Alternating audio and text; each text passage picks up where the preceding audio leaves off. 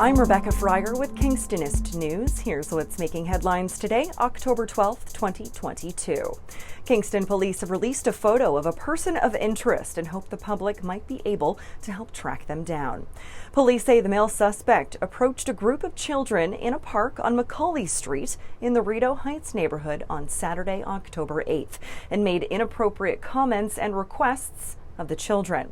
Thankfully, police say the kids were able to alert adults who were nearby in the park, and the suspicious male fled on foot towards Daly Street.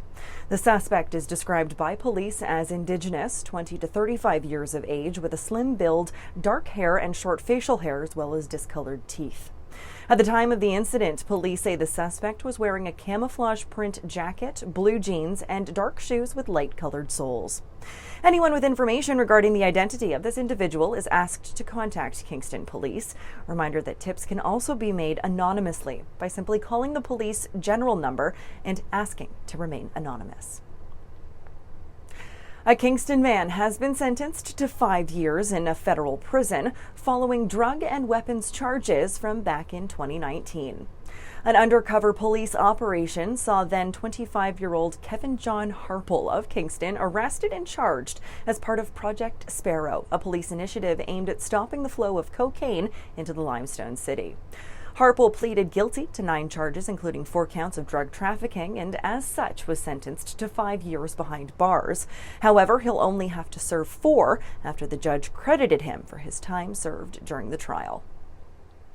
The United Way has set a lofty goal for this year's annual fundraising campaign, so it only makes sense to hold a fundraising event at the airport. Coming up on October 22nd, the public is invited to check out the airport as they never have before by walking the runway and getting up close and personal with planes parked on the tarmac and other specialized airport vehicles. The family-friendly open house event will not only give the community a chance to experience the airport's upgraded amenities, but there's also prizes to be won, including a pair of round-trip tickets from Kingston to Montreal on Pascan Aviation. Parking is going to be free at the airport, but admission will be by donation, with all proceeds going directly to the United Way's annual campaign goal. And lastly, last week, Council voted in favor of retrofitting a number of pay and display parking meters in Kingston's downtown core, but they declined to make a decision on exactly what to do about parking in the East End. Council voted on October 4th to defer making a decision on whether or not to permanently allow some residents on some streets to have their vehicles partially block city sidewalks due to the shallow construction of the driveways themselves.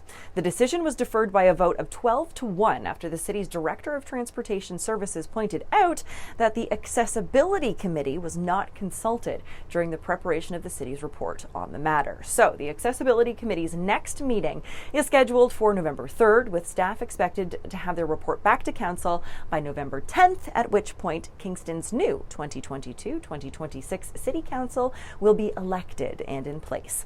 So for more on these stories and other headlines, or to submit your own news, you can visit kingstonist.com and become a subscriber today.